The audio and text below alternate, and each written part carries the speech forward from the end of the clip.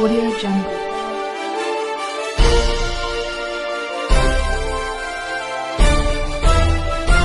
Audio Jungle. Lok Sabha चुनाव में India गठबंधन का जो प्रदर्शन रहा वो काफ़ी आशावान रहा।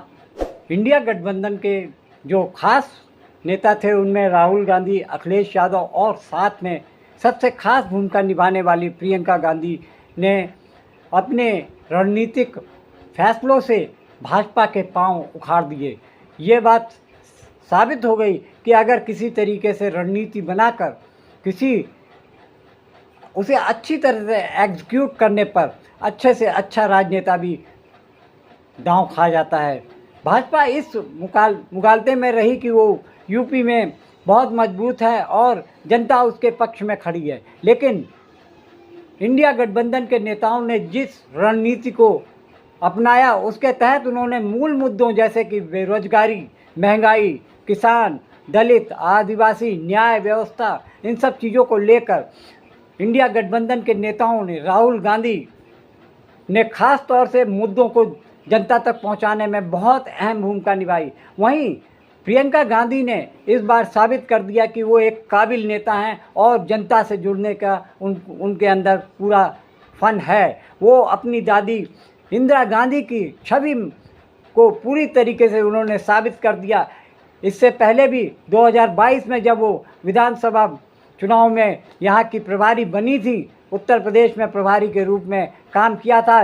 उन्होंने मेहनत तो बहुत की, लेकिन उस चुनाव में उनकी प्रतिभा काम न आई और योगी सरकार ने एक बार फिर से कमाल करते हुए वहाँ पर विधानसभा में अपनी जो जीत हासिल की, उसको देखकर लगता था कि प्रियंका गांधी राजनीति में फेल हो रही हैं। लेकिन लोकसभा चुनाव में जिस तरीके से उन्होंने अमेठी और रायबरेली की सीटों पर भाजपा को करारी मात दी, उससे साफ जाहिर हो गया कि वो एक बहुत ही काबिल नेता हैं और राहुल गांधी के साथ मिलकर उन्होंने वो चमत्कार कर डाला जो भाजपा किसी ने सपने में भी नहीं सोचा था कि उसकी सीटें 37 पर सिमट जाएंगी। वहीं पे इंडिया गठबंधन ने 43 सीटों पर कब्जा किया। एक तरीके से इससे देश की राजनीति में एक उबाल आ गया।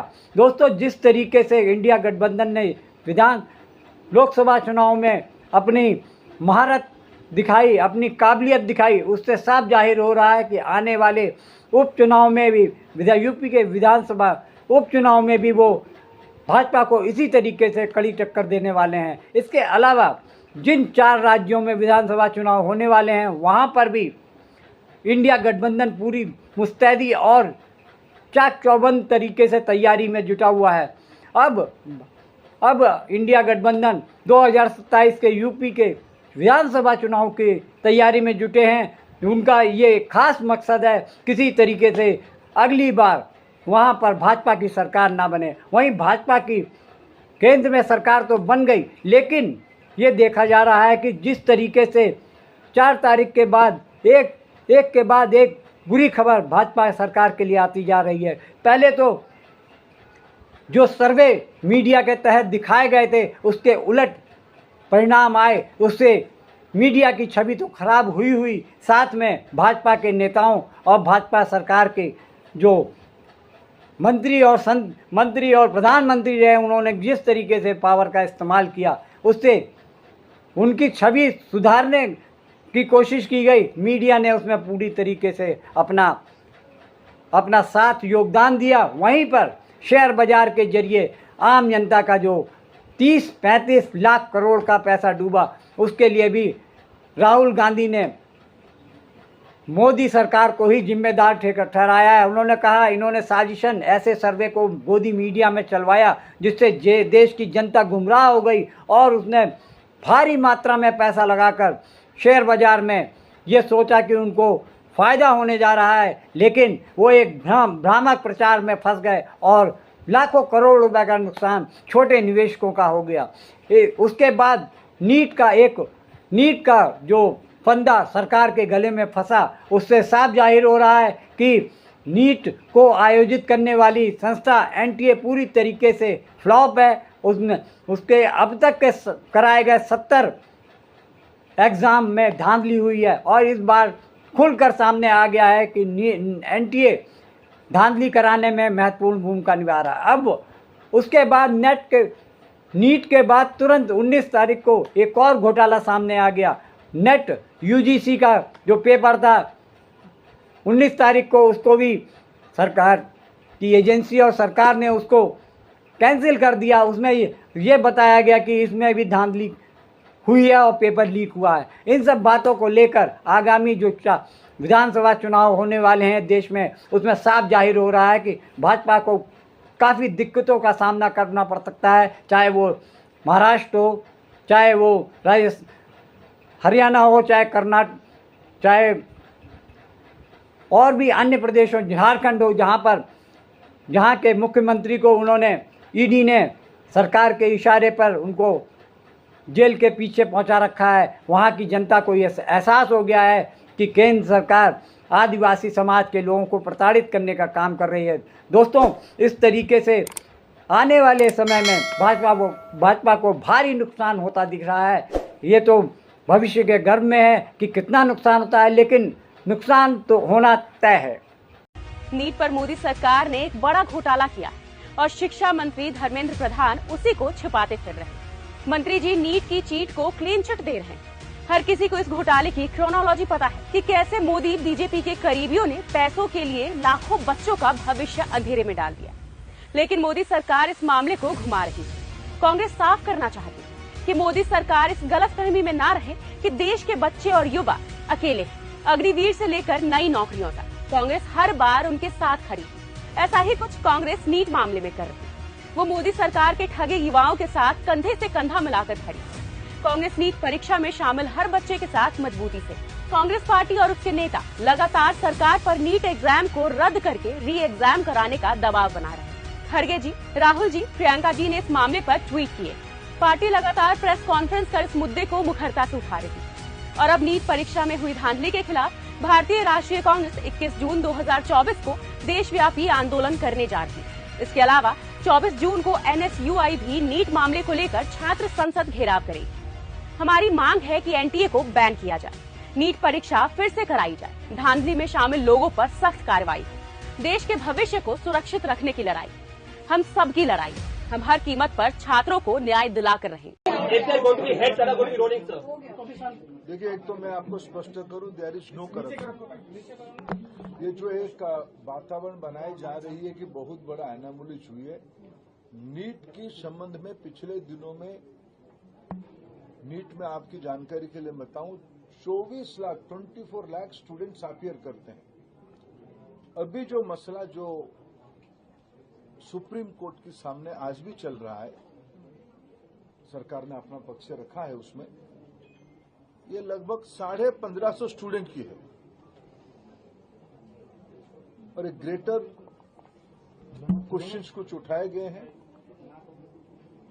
सरकार उसकी सामना करने के लिए, उसको संतुष्टि के साथ बच्चों को उत्तर देने के लिए बहुत प्रामाणिकता के साथ खड़ा है। स्पेसिफिक घटना जो आए हैं उसको सरकार गंभीरता से लिया है।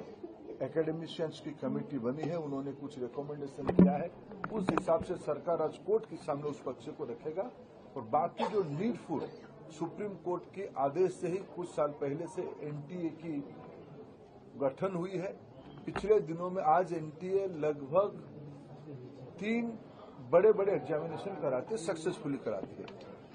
नीट, जेई और सीयूईटी। इतने बड़े देश में जब 13 लैंग्वेज में एग्जामिनेशन होगा, विश्व के कई देशों में एग्जामिनेशन सेंटर होगी, कई प्रकार के स्टूडेंट्स उसमें पार्टिसिपेट करते हैं। जो घटना हमारे सामने आई, निश्चित रूप में दोषियों को उसमें दंड दिया जाएगा। मैं 2 इंडिविजुअल्स की बात कर रहा हूं, प्रधानमंत्री ने और हिंदुस्तान के सब रिटेल इन्वेस्टर्स जिनको नुकसान हुआ है। मैं आपसे बोल रहा हूं, आपको यह बात समझ आ जाएगी।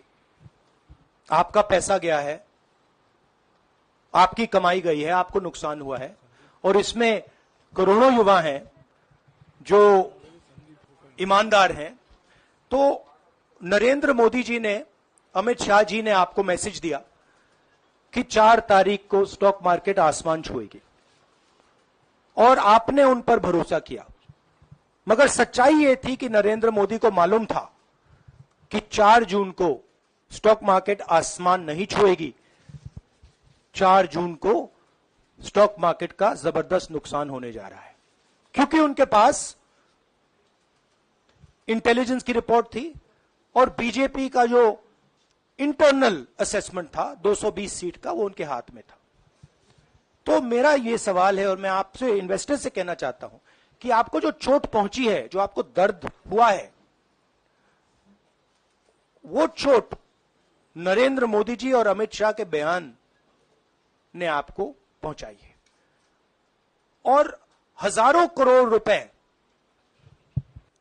किसी ना किसी ने चोरी किए हैं। वो आपके जेब से गए हैं, रिटेल इन्वेस्टर्स के जेब से गए हैं। तो मैं चाहता हूं, आपके लिए बोल रहा हूं, मैं आपके लिए बोल रहा हूं कि इन्वेस्टिगेशन होना चाहिए, पता लगाना चाहिए कि प्रधानमंत्री जी ने, होम मिनिस्टर ने आपको यह गलत इंफॉर्मेशन क्यों दी और ये कौन लोग हैं, इन्वेस्टर्स जो हैं, फॉरेन इन्वेस्टर्स हैं, जिन्होंने इस दिन फायदा उठाया। ये देखिए ग्राफ है, ये रेड चार्ट जो है, इसको देख लीजिए। ये नॉर्मल ट्रेडिंग है, ये नॉर्मल ट्रेडिंग है, ये ग्रे वाली नॉर्मल ट्रेडिंग है। और ये जो ट्रेडिंग है, ये अबनॉर्मल ट्रेडिंग है, ये 2-3 गुना है। और फिर ये हुआ है नुकसान। तो ये नरेंद्र मोदी जी और अमित शाह से मैं पूछ रहा हूं कि आप में इसमें आपका क्या रोल था, और रिटेल इन्वेस्टर्स के लिए पूछ रहा हूं, आपकी मदद करने के लिए पूछ रहा हूं, और इन्वेस्टिगेशन होगा तो आपके लिए होगा।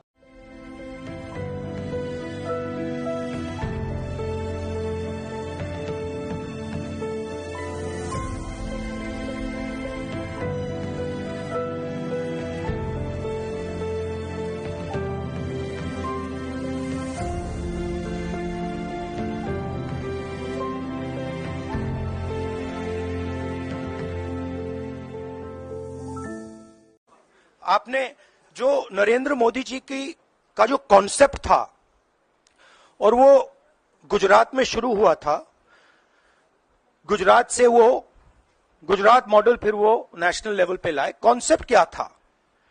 कॉन्सेप्ट था मार्केटिंग, हजारों करोड़ रुपए की मार्केटिंग और डर,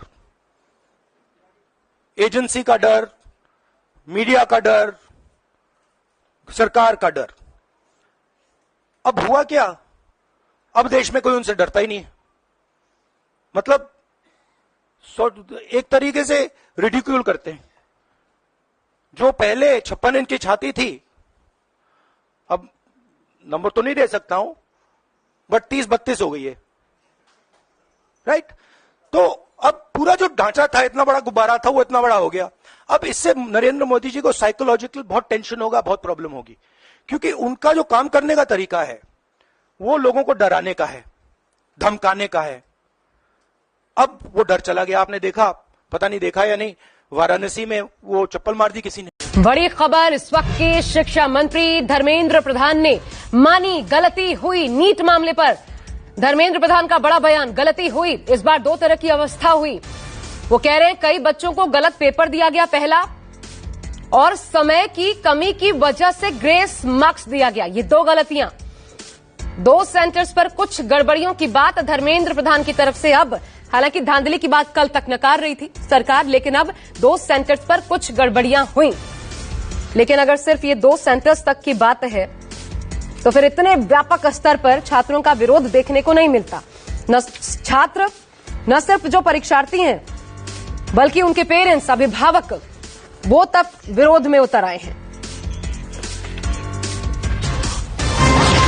चुनाव के समय मोदी जी, इस देश के प्रधानमंत्री, आकर आपको सिर्फ इधर उधर की बातें बताते हैं। आजकल मेरी बहनों की बातें करते हैं, आपके मंगलसूत्र की बातें करते हैं, आपके गहनों की बातें करते हैं, मैं इनसे पूछना चाहती हूं कि ये कहां थे जब हमारे ओलंपिक मेडलिस्ट के साथ अत्याचार हुआ? कहां थे ये लोग जब हाथरस और उन्नाव में महिलाओं के साथ बलात्कार हुआ और उन महिलाओं को जला दिया गया? तो मोदी जी ने किसके पक्ष में बोले? क्या महिलाओं के पक्ष में बोले? क्या मोदी जी की सरकार ने उन अपराधियों की रक्षा की? मैं उनसे पूछना चाहती हूं कि आज कर्नाटका में एक बहुत बड़ी बात निकली है कि उनके साथ जो मंच पे खड़े थे, जिनके लिए मोदी जी ने वोट मांगा, उन्होंने हजारों महिलाओं के साथ दुष्कर्म किया, हजारों महिलाओं के साथ। मैं पूछना चाहती हूं मोदी जी क्या कहते हैं इसके बारे में?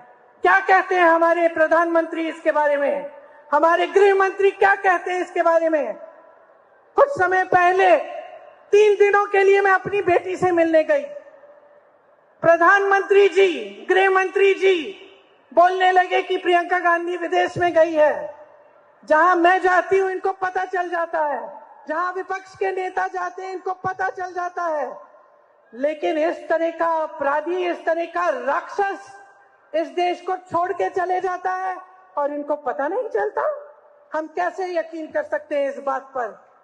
सब चीज, हर जानकारी इनके पास जाती है।